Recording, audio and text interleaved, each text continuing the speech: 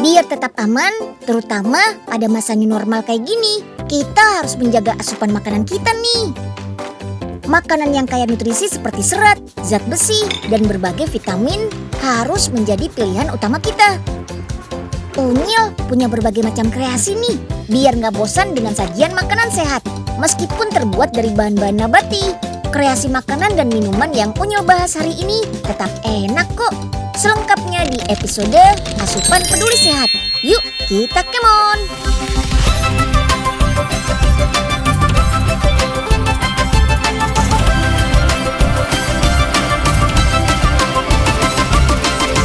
Si Unyil, yuk kita kemon! Asupan gizi dari sayur penting loh untuk menjaga kebugaran tubuh. Sayangnya, sayuran sering dihindari karena dianggap kurang enak, apalagi oleh anak-anak. Bukan berarti nggak bisa diakalin dong.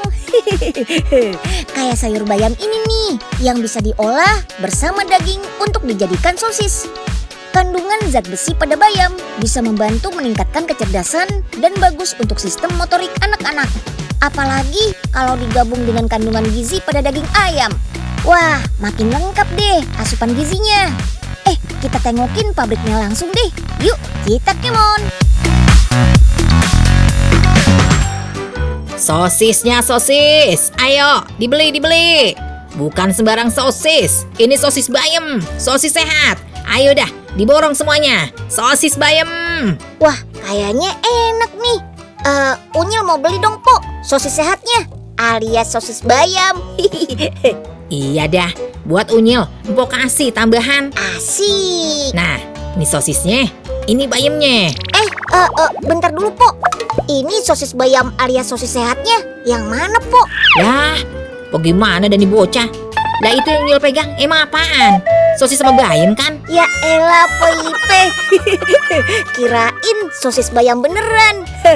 Ya udah, sini deh, ikut Unyil. Unyil tunjukin tempat sosis bayam yang beneran. Asupan gizi dari sayur juga penting nih untuk menjaga kebugaran tubuh.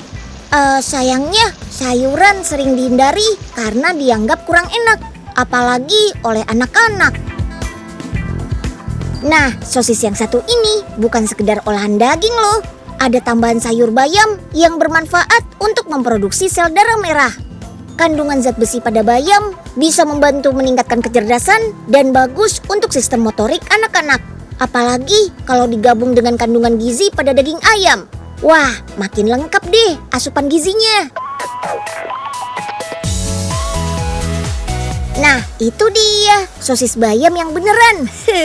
Bukan kayak Po Ipe yang dipisah sosis sama bayamnya. Sosis bayam ini selain enak juga banyak manfaatnya.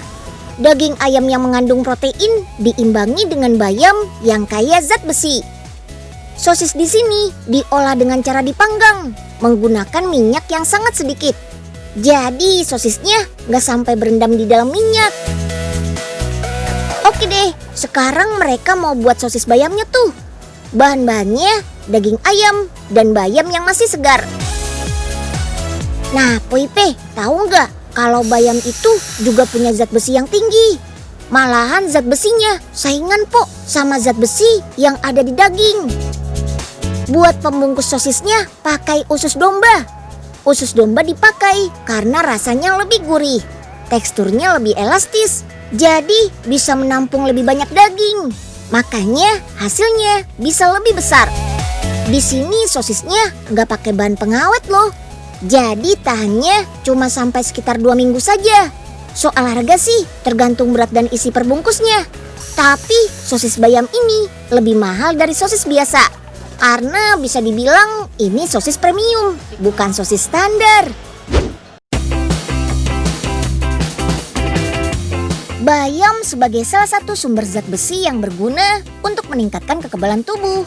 Bisa kita tanam sendiri di rumah loh, gak perlu lahan yang luas. Kita bisa menggunakan sistem hidroponik untuk menanam bayam. Itu loh, budidaya menanam dengan memanfaatkan air sebagai nutrisi bagi tanaman. Sistem ini lebih efisien karena nggak memerlukan media tanah. Kalau mau masak bayam, nggak perlu repot ke pasar, atau supermarket lagi deh. Tinggal petik dari kebun rumah sendiri. Nah, kali ini Unyil mau tunjukin cara menanam, merawat, dan panen bayam hidroponik. Yuk, kita kemon! Wow, dijamin yang makan bayam kaleng ajaib ini bakal kuat kayak Popeye. Wah, kalau gitu Unyil cobain dong, Prof. Biar Unyil kuat melawan rintangan hidup. Oh, boleh Nyil. Nih, cobain. Iya, boleh, Prof.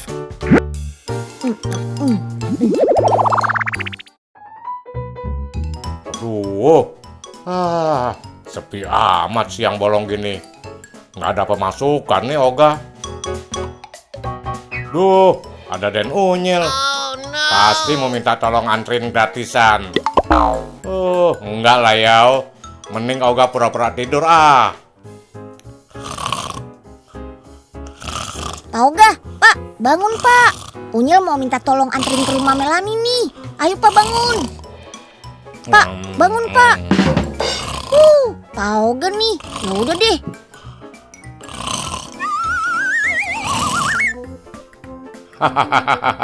Den Unyil udah pergi. Mending Oga pulang aja, daripada nggak dapat uang. Perasaan tadi becanya napak di tanah. Kenapa sekarang jadi begini? Hei, tolongin Oga. Oga nggak bisa turun. Makanya, Pak, jangan tidur melulu. Gimana mau dapat uang?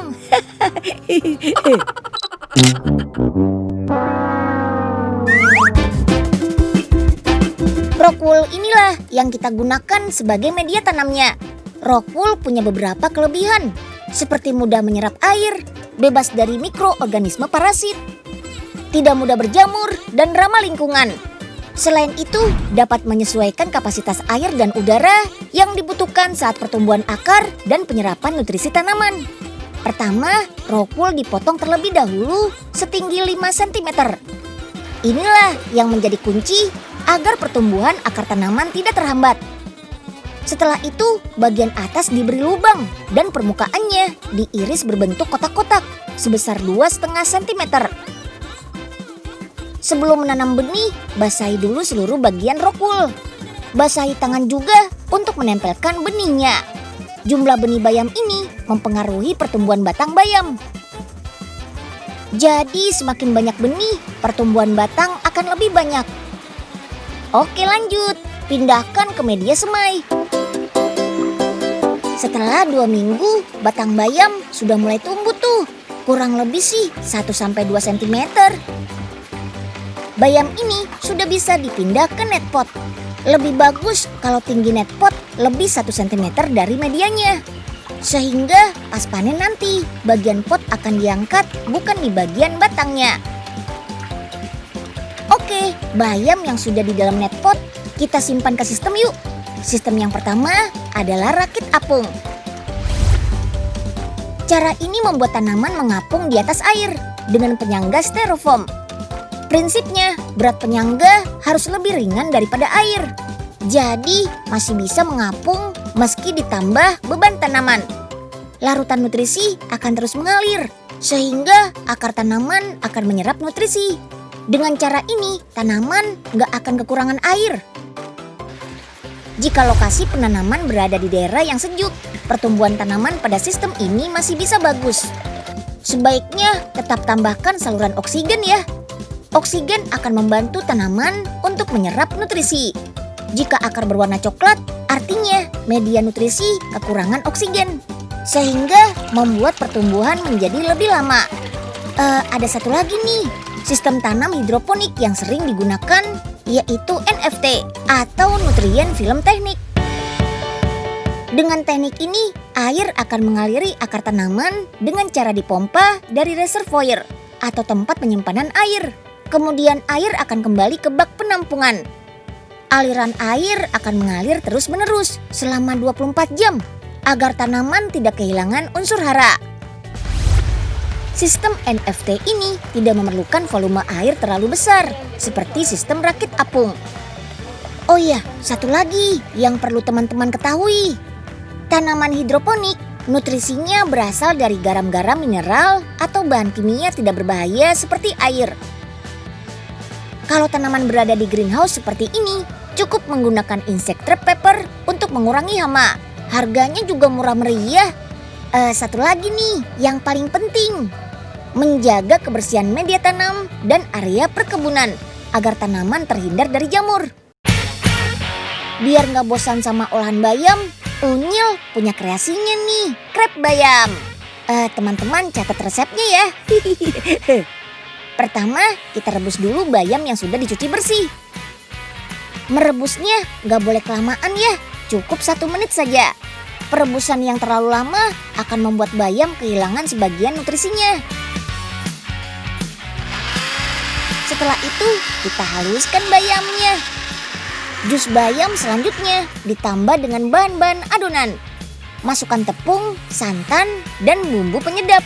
Aduk-aduk sampai merata. Sekarang kita bikin kulit krepnya yuk. Tuangkan 1 sendok sayur adonan dan putar-putar wajan untuk meratakan seluruh adonannya. Masak dengan api kecil supaya nggak gosong.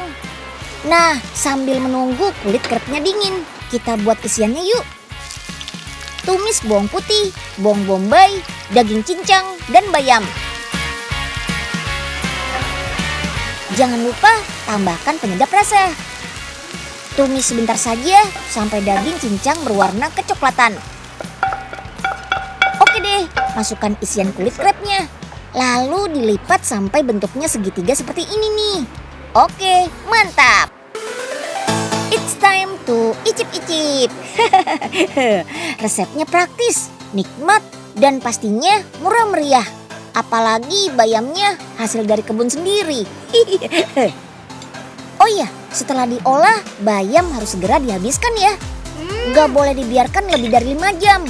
Soalnya kandungan nitrat pada bayam akan tercampur udara dan menjadi nitrit yang bersifat tidak berwarna, tidak bau, tapi beracun. Makanya harus cepat-cepat dihabiskan ya.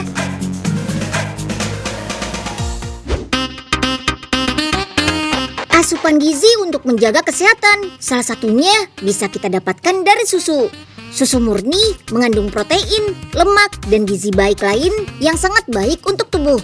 Tapi mengkonsumsi susu segar langsung dari sapi yang diperah itu nggak disarankan loh. Susu bisa saja mengandung bakteri patogen yang berasal dari sapi itu sendiri. Bakteri kemudian bisa masuk ke saluran pencernaan dan mengakibatkan berbagai gangguan seperti diare, kram perut, sampai muntah-muntah. Nah, makanya susu hasil perahan penting diolah dulu. Misalnya dengan dipanaskan. Dengan alat ini, susu dipanaskan secara merata. Jadi, dipastikan susu aman untuk dikonsumsi. Wah, alat apaan sih ini? Langsung saja deh, yuk kita kemon! Alat steril susu ini bekerja menggunakan prinsip pemanasan ohmik. Ohmik diambil dari nama hukum OHM yang dikenal dengan hubungan antara arus, tegangan, dan tahanan listrik. Nah, biar nggak penasaran, kita coba langsung aja deh alatnya. Susu segar yang berasal dari peternakan sapi dituang langsung ke dalam alat ini. Setel suhu di 72 derajat Celcius. Tunggu sampai suhu tercapai dan biarkan selama 15 detik. Jadi cara kerjanya, pipa besi di tengah bakal diberi arus listrik berupa arus bolak-balik atau AC. Dan juga pada dinding pipa bagian luarnya. Pipa bagian tengah dan bagian dinding luar pipa dibuat tidak saling menempel. Ketika susu dituang dan turun memanfaatkan gravitasi, cairan susu yang bersifat konduktor bakal menghantarkan arus listrik dari pipa bagian tengah ke dinding luar pipa. Susu teraliri listrik dan menjadi hambatan yang menimbulkan panas lebih cepat, juga merata. Panas ini yang dimanfaatkan untuk mematikan bakteri patogen pada susu deh. Oke, sip. Susu sapi segar sudah aman nih untuk langsung diminum. Segar. Dengan adanya alat ini, diharapkan bisa memberikan kemudahan dan solusi bagi para peternak sapi perah untuk mensterilkan susu dengan biaya yang lebih murah dan proses yang lebih cepat pastinya. Mantap!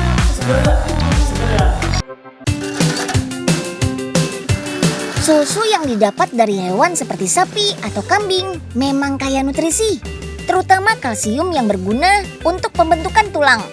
Supaya nutrisi kita lebih lengkap, susu yang terbuat dari kurma dan kacang almond bisa kita pilih nih untuk dikonsumsi bergantian. Buah kurma kaya kandungan zat besi dan serat yang tinggi.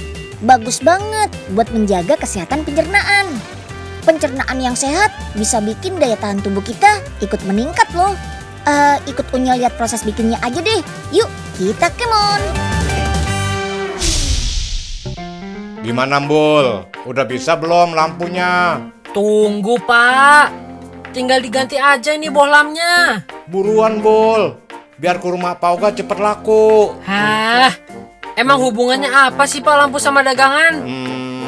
Ya nggak ada sih. Kali-kali aja pembeli pada datang kayak laron nyamperin lampu. Gah, situ jualan kurma ya? Bukan, jualan knalpot odong-odong, Pok. Galak amat sih. Itu udah tahu tulisannya pakai nanya. Ya udah dah, ayo pesen 5 kilo ya, Gah. Oke, siap, Pok. Alhamdulillah, langsung habis dagangan Oga. Tolong Pak. Aduh. Ya, ayo kagak jadi beli dah, Gah. Kotor begitu kurmanya. Ya, jangan dong, Pok. Nanti Oga laundry deh kurmanya. Pok, Puipe, tunggu, Pok. Ini dia kurma yang mau kita jadikan minuman. Jenis kurma yang dipakai adalah kurma sukari. Selain mempunyai rasa yang kuat, kurma ini juga berfungsi sebagai pemanis alami. Kurmanya kita rendam dulu ya, biar bersih dari getah dan kotoran. Oke, sambil menunggu kurmanya, kita blender bahan-bahan lainnya yuk. Kita masukkan es batu, susu kental manis, dan air ke dalam blender. Lalu kita haluskan deh. Rumah produksi yang berlokasi di Jakarta Timur ini mulai memproduksi susu kurma sejak tahun 2017 lalu. Dan dalam sehari bisa memproduksi 80 liter susu kurma. Lanjut, sekarang kita masukkan deh kurma dan almondnya. Kedua bahan ini sengaja dihaluskan terpisah dengan bahan-bahan pertama. Agar tidak terlalu halus alias masih berasa tekstur kurma dan kacang almondnya. Dalam satu hari rumah produksi ini bisa menghabiskan 12 kg kurma loh. Wih, mantap! Tada! Susu kurma almondnya siap dikemas dalam botol deh. Susu kurma almond ini bisa bertahan 3-4 hari jika disimpan di dalam kulkas. Seger banget kan? Siapa sangka kurma juga enak dibikin minuman. Apalagi dicampur kacang almond yang kaya akan vitamin E. Bisa menjadi sumber antioksidan nih. Bagus buat daya tahan tubuh. Meski rasanya manis, kurma sukari nggak bikin gemuk kok. Kurma ini justru bisa mencegah kita makan berlebih karena bisa membuat perut kenyang lebih lama. Untuk yang punya alergi pada kandungan laktosa susu hewani, susu dari bahan nabati kayak gini pas banget deh.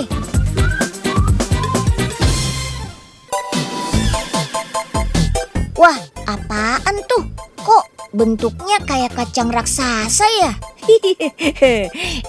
Ini adalah butternut squash atau biasa disebut labu madu. Labu madu ini kayak gizi loh. Bisa kita olah jadi aneka makanan sehari-hari juga. Ada kandungan vitamin A, kalsium, fosfor, dan kalium. Kandungan seratnya juga tinggi. Jadi bisa sebagai pengganti nasi. Mantap! Budidaya labu madu sudah berlangsung lama di luar negeri, seperti Australia, Eropa, Afrika, dan Selandia Baru.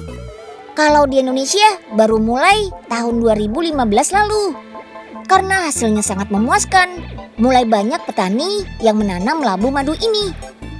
Unyil mau ikutan panen labu madu nih. Yuk, kita kemon.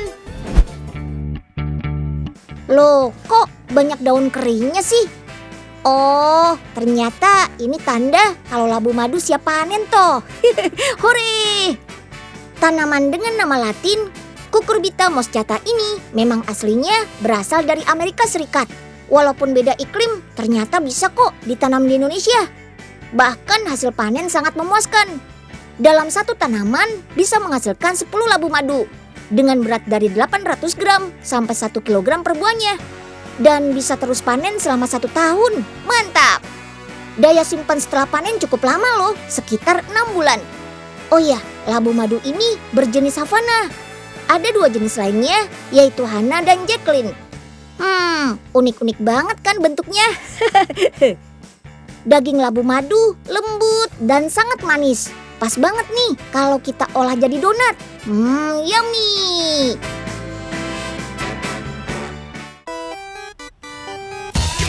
Untuk membuat donat labu, pertama labu madunya dikupas dan dipotong-potong dulu ya. Terus kukus deh selama 30 menitan. Proses pengukusan bertujuan untuk melembutkan daging labunya. Jadi gampang buat diolah. Lanjut yuk, siapkan bahan-bahan lainnya. Ada tepung, gula, susu bubuk, sama kuning telur. Terus kita aduk deh.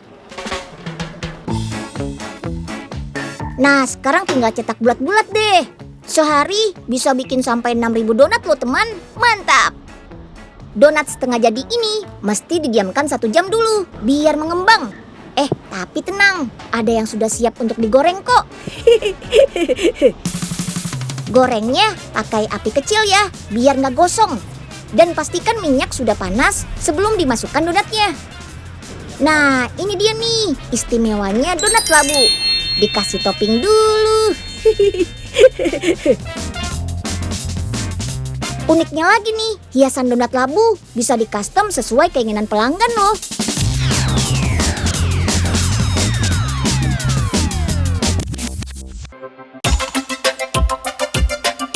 Makanan sehat biasanya memang identik dengan rasa yang hambar, bahkan gak enak. Tapi dengan kreativitas, kita bisa juga kan mengolah makanan sehat jadi lebih enak dan menarik. Yang penting sih asupan gizi selama masa pandemi ini tetap terjaga lewat makanan dan minuman yang kita santap. Jaga kesehatan terus ya teman-teman. Sampai jumpa besok.